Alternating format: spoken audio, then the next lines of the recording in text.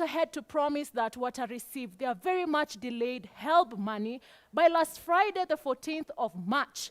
Today is Tuesday, the 18th of March, and we are going to hear from the comrades themselves. HELB yao imeingia kweli? Stick around to find out. And for the comrades watching us tonight, tuambie pale WhatsApp or our X space, HELB yako imeingia. As we await your feedback, siko solo kwenye studio. I'm joined by the lovely Linda. Hi, Linda. Well, I don't know whether I steal Kagina's drum rolls bits. Those are preserved. I know, right? I know, right? Well, good evening, Miss Kay, as well as Kagina and Majibs. Well, you know, HELB typically should be a very progressive initiative, which was intended to support talent development as well as access to education. But I don't know what happened along the way. It has lost its meaning somehow. But well, that's the discussion that we'll be having with my panelists who are already here with me and ready to drive this conversation. Lovely, Linda. Now, comrades are very ready for Tuesday. Watuambia kama your HELB imeingia or not, okay? Kagina, hi, ukoaje? You look very nice. No, this is the time for the drum roll. Okay, drum rolls. Okay, drum rolls for you. Well, before I even delve into today's conversation, allow me to clap maybe, or rather congratulate the government for acting, because now we are seeing the fruits of Gen Z Manifesto. Here we say we're not just talking, we're leading conversations to drive change. Yes. So last week we had a conversation on how the price of replacing an ID or acquiring an ID has become very unmanageable for Kenyans, and especially the youth, the Gen Z. Na kwa solutions tulisema the government should make it affordable. Each chance we are now taking credit. For sure. Ni sisi. By force, by fire. By now that the force, president by announced that these will be free, and we appreciate that they are adopting some of the solutions we are recommending here. So today, as we focus maneno ya comrades in terms of HELB, tuna hope HELB, by next week, the comrades will be smiling and happy. Correct. I love it. We are making impact, guys. Let's hear from Majibu kwa ground. My G, how are you? What wanasema G kwa ground? Niko fiti sana G bana, kama unajua Tuesdays hakuna kitu nyingine huwa inaendelea, ni the Gen Z Manifesto. Tunaandika manifesto na leo very interesting, maana manifesto ni ya macomrade mazee. Tunapiga story mingi sana za comrades sana. Hiyo issue ya the new university funding model, wamelalamika sana so many issues. Wengine wanasema inabagua wase.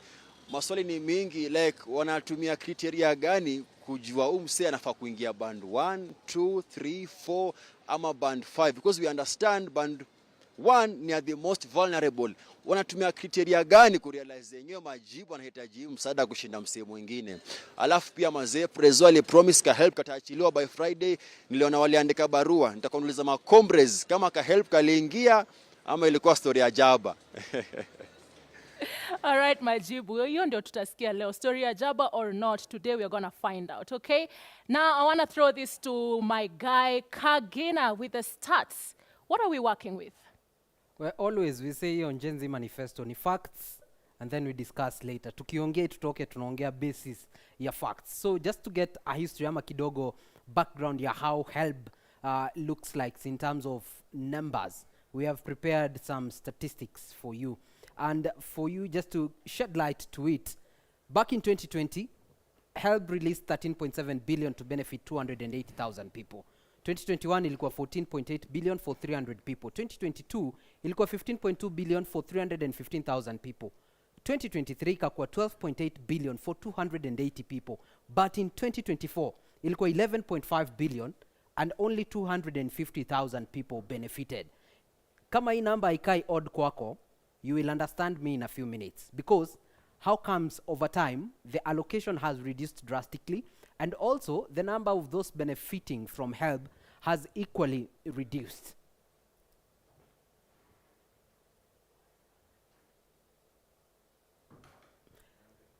And so this just a glare for the past 5 years, looking at it from 2020 to 2024.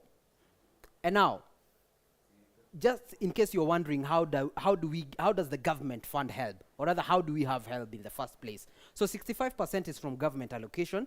We have 25% yenye ni loan recovery. So wale walipewa deni, saizi wanalipa. kuna 5% from private sector contribution na 5% from development partners. Na hiyo 25%, kumbuka sahii gava inasema kuna about 12 billion ambayo ijalipwa. Comrades wenye kidogo mmeamua either hawana kazi ya kulipa ya kupay back hii pesa, ama they are not in a position to facilitate that 25% because of the 12 billion that is still in the pockets of either unemployed youths or some who've started employment, but the cost of living kidogo inakuwa changamoto. And just to give this context, this is data from the HELB itself, looking at the financial statements that they've been giving since 2022, 2023, and 2024.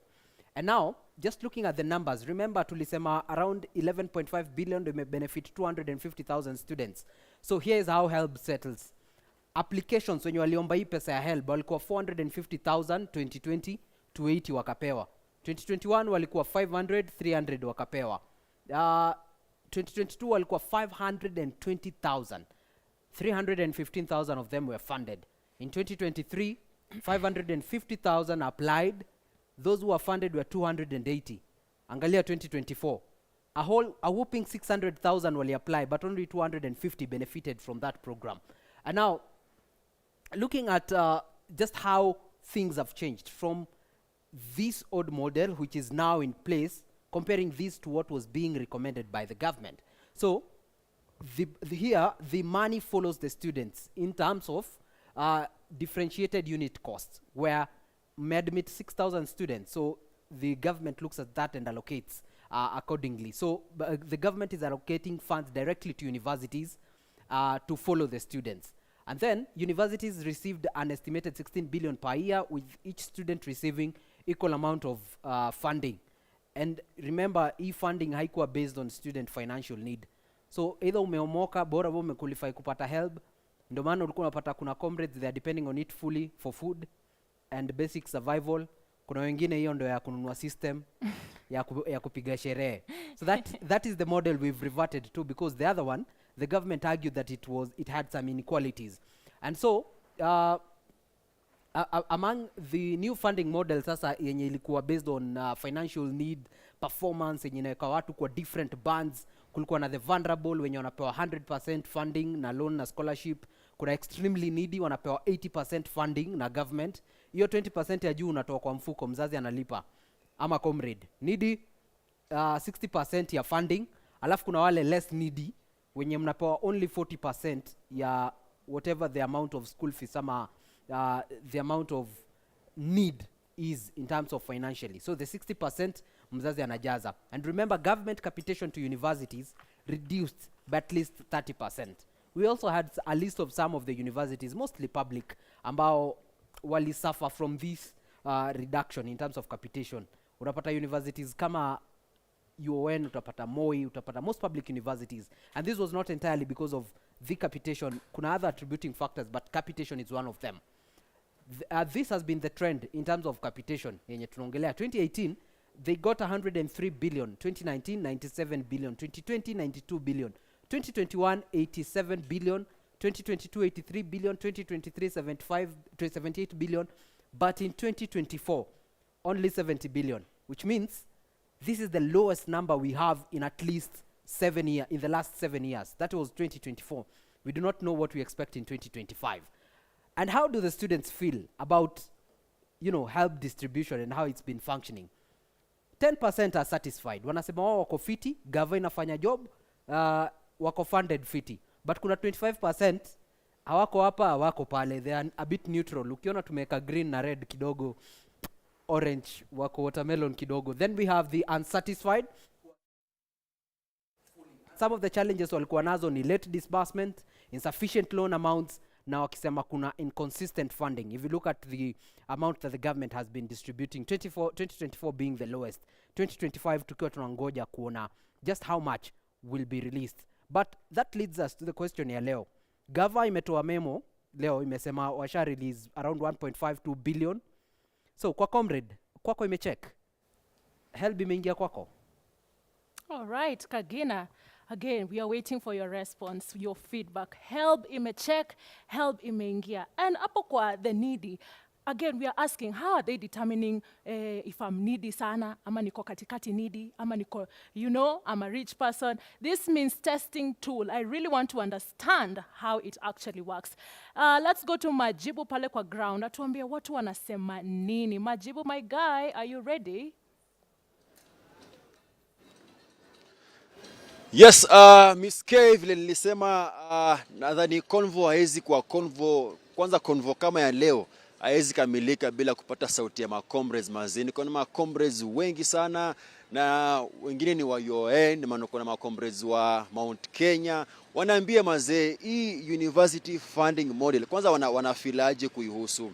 Acha nianze na niko na president wa University of Nairobi Mr. Rocha mwenyewe. Inakuaje? Niko poa, yuko poa. Niko fiti kabisa. Acha basi nianze kukuuliza hiyo swali ya wewe kama prezo unainteract na wasi wengi sana, mastude, comrades wa UN. Wanasemaje kuhusiana na hiyo funding model mpya? Asante sana Majibu kwa mwito huu ama mwaliko huu kuja kuzungumza na vijana na pia taifa lote kwa ujumla. Kwanza kabisa mfumo ulipoletwa wa new funding model, the concept was right kwamba vile kuna serikali haina pesa, basi wale wenye uwezo wako wanalipa kile kiwango kamili, na wale ambao ni maskini wasikuwa wanalipa pesa kabisa. Lakini sasa shida iliingia wakati ule wa implementation, ambapo sasa wanafunzi wengi ambao wengi ni maskini waliweza kuwekwa katika zile bandi za band 1 na band 2 ambazo band 5 na band 4 na 3 hapo ambazo ni za wenye hela nyingi sana.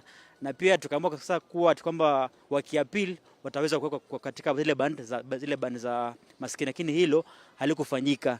Sasa athari hilo, kwanza wengi wanafunzi waliweza ku drop out, na si wachache, wengi sana. Hadi kwa sasa ukitembea kwa hizo streets za UN utaona ni kama golf, maana kuna many students ambao wamereport.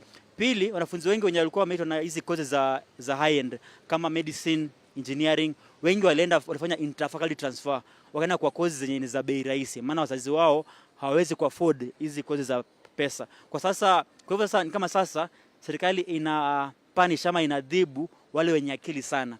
Maana sasa serikali haijui kwamba badala iwaweke kwa zile bani za maana, inaweka kwa bani ambazo hawawezi kujikimu nazo. Wazi mbonga, ndio nimepitia hapo saa hii. Naangalia empty sana. Kuna wanafunzi saa hii kama kitambo. Hadi sasa hostels ziko very empty. Like wengi saa hii wame defer dropping out, unaona. So like with time tutakuwa na like a huge intake to these our universities. Because like saa hii hakuna like difference ya kuenroll kwa shule private na kwa shule ya serikali. Maana fees ni the same. Hakuna difference.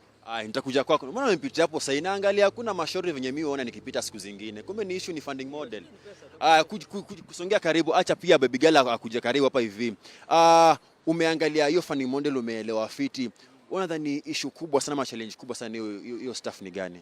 Mimi kwanza kwa majina naitwa Jaganyi Amos. Nadhani the biggest challenge yenye iko hapo na uncertainties ziko nyingi sana ni kutoka kwa upande wa serikali.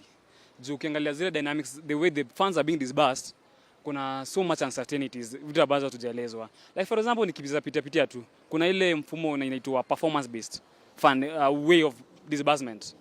Kwamba institutions zinapewa pesa ama those money are allocated to students and to the institutions according to the rank ya institutions ama the way the institution has been performing.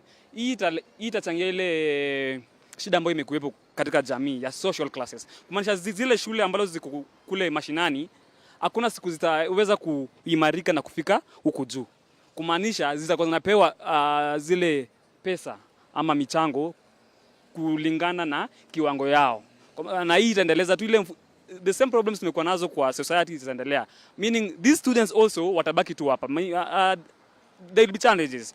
Plus nikiendelea kwa dynamics za hiyo disbursement funding, new funding model, naona pia kuna ile public private way of funding, partnership. Na tukiangalia kusema kweli serikali yetu kwa sasa, naomba nisababishe, lakini serikali yetu kwa sasa tukiangalia iko na so much uncertainties, kuna vitu nyingi hazijarekebishwa. Nikiangalia kuna donor wanakuja wanachangia kwa hiyo kit ya funding model nini. So unajiuliza madona watapata hizi pesa zao, kwa sababu pia ukiangalia the way the funds are being channeled to institutions, you realize that the systems have not been put into place. so that to handle the streaming, the incoming funds and such. And plus, kuna issues of accountability and transparency. Kuna a lot to be discussed. Wacha niongee na baby girl pia yeye hapa hivi. Kuna issue ya wengine wanasema kitu ni iko na discrimination, like kuna so many challenges. Kwanza hiyo placement ya bands pia msako band. Kuna ile ya wasipi hata kujitokeza ama nitasemaje, kuna hizo social classes kwa hiyo kampo, like hiyo msiku kujitokeza kusema mimi niko band 1, like nikaa kutangazia wasee mimi sijiwezi. Kwa unafilaje kuhusu hiyo issue? Kwa majina naitwa Maureen Chiruto. Kwanza ningependa kusema kwa Kiingereza huwa inasema equity is equality. Kwa hivyo hata in as much as the spirit ya the new university funding model inataka kupromote equity amongst the students, in that wale ambao hajiwezi wataweza kupata like lots of fund from the government, na wale ambao wanajiweza watapewa pesa kidogo. Angalia hivi, kuna wale wazazi ambao wako na kazi, mama na baba, lakini watoto wao ni 13. Kuna yule mzazi ambaye hajiwezi, ako na mtoto mmoja, serikali inaweza mpa fursa. Je, yule mzazi ambaye ako na watoto wengi, ana kipato kizuri ama si kizuri vile, bali ako tu na kipato, ataweza kukosa ile fursa ya kuweza kuwasomesha watoto wake vizuri? Kwa hivyo itakuwa kwamba nina haki ya kupata masomo, ila kwa sababu wazazi wangu wana uwezo sikuweza kupata scholarship wa serikali. Umeraise point ya maana sana kuja pa Bazu. Unadhani gava inafaa kutumia njia gani? Because clearly hiyo criteria wanatumia kujua msana anafaa kuplace wa band fulani from hizo band 1 to 5, inaonekana kuna issue. Kwanza issue yako ni gani na hiyo? Do you feel like inafaa kumodify hiyo process yote ndio waweze kuidentify wale wasenye ukiangalia wenyewe hawa wako na hiyo ni deodo? Shukran sana. My name is Mark Okech. Na the bone of contention when it comes to this whole thing, naweza sema ni ile maoni ya Jaji Chacha Mwita alivyosema kuwa hii funding model it is unconstitutional. Ukiangalia vile wenzangu wamesema, ina promote a lot of discrimination. Ndio hizo band ziko, lakini tutajua aje huyu anafaa kuwa katika band hii ama hii? Kumaanisha bado serikali haijakuja na mbinu ambayo tutatumia kugundua kuwa huyu ako katika band hii ama hii. Kwa hivyo sisi kama comrades tuna believe that kama government haija come up with ways to establish how this thing is going to work, then it should remain unconstitutional, because it ceases from being something that is going to give hope for education or hope for the students, and it becomes something that has been put more of a budgeted cost. Nikuulize, uko band gani? Mimi kwanza nikiangalia hizo band ni ngumu kurate at the moment uko band gani, kwa sababu the nature in which imewekwa haujui in which cluster the government imeput that indeed utakuwa hapa. The reason why I'm saying this, kuna wanabiashara leo atapata 30,000, kesho anaweza pata 100 na mengine. Acha nibonge na rais kidogo hapo pia uniambie. Umesema wale wenye walikuwa wamesema kama una feel haufai kukaa kwa hii band una appeal. Kuna mse unajua ali appeal na process ilikuwaje? Kwanza kabisa niko na so many cases za wenye wali appeal. Baadhi wali appeal wakaweka kwa zile band zenye ziko sawa, lakini baadhi pia wali appeal na bado mambo yao hayajarekebishwa mpaka kwa sasa. Kwa hivyo kuna like mixed reactions, ama kuna mixed responses. So the system haiko vile perfect. Sasa wengine wamekuwa kwa the right bands, wengine bado. Ndio. Na sai basi nafaa kurudisha tu sai. Wacha nige kwa story ya HELB dakika moja. Prezo alisema wanatoa HELB by Friday. Ishatoka? Okay. Hiyo kwanza kusema ile ukweli kabisa. HELB si wote wenye wamepata. Si wote, some have received, some have not received. Hadi like from Monday nimekuwa nikipigia rais wa shule zingine na wote ni the same response. Wanaambia like a huge percentage hiyo HELB haijaingia. So hatuelewi ni vipi, kama sijui kama imekuwa kwa system hatuelewi. Maana sasa wengi sasa wanainama bana. Kule klabu jamaa wanakula tu chai asubuhi wanakaa mpaka sapa. Sapa tena chai tena. Sasa ni chai na KDF, breakfast, lunch, sapa. Kwa hivyo ni hiyo HELB toka ndio pia watu pia wakule na pia wangare pia nyinyi pia msi tuibia wasichana. Mimi uko siko. Acha niongee dakika moja. HELB imeingia ama bado before nirudishe? Kuna wale ambao wamepata na kuna wenye wajapata, na kiasi idadi ya watu ambao wajapata ni kubwa sana ikilinganishwa na wale ambao wamepata. So na unajua mtihani zinakaribia, HELB zisipoingia tutakosa kufanya mtihani, tutakosa rent, tutakosa chakula. So serikali kama inaweza fanya hiyo kitu, pesa iingie. Haya, kutoka ground umesikia wenyewe wamebonga mazema. Jenzi wengi ni mastude from various institutions. Kwanza issue kubwa ni funding model ina discriminate wase, ni kitu amesema. Alafu pia gava come out clear na njia inatumia ku identify hao wase wanafaa kwa band fulani, band 1 to 5, wajue itakuwaje. Alafu pia kuhusu HELB ni kama wengine wanasema hapo noma bana hakajaingia. So Prezo, ilikuwa story ya jambo ama ilikuwaje? Studio. Majibu. Enyewe ni kama ni story ya jaba, but we can't really fully conclude. We are going to know after this show maybe, yeah? Now we want to get some feedback from y'all at home. And before that, you know, it's funny how tunaambiwa education is key. Unaenda primary school, unajitahidi, high school, get out there with your clean A, B, alafu a funding model comes and tells you we can't give you your money to study. It's quite unfortunate. We are in a crisis. Let's hear some feedback from you people. Dixon K anasema, imagine mi sijapata HELB, bado portal iko verified. That's Dixon. Let's hear another feedback.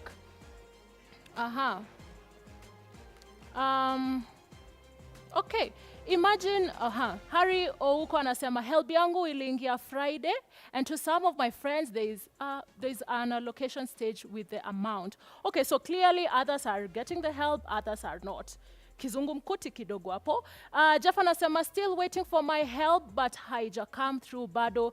Life as a comrade has become so depressing nowadays. Yani you have courses to do, and then now you bado unakuwa depressed because you don't have money. It's quite diabolical. Linda, you have your people on your side. Wanasemaje huko? Super ready. They're really eager. They're really eager to have this conversation. All right. And let me begin right here. Kindly introduce yourself. Linda, but before we, they're really eager to speak. But before then, let's take a short commercial break. We still have a lot lined up for you, so don't go too far. All right.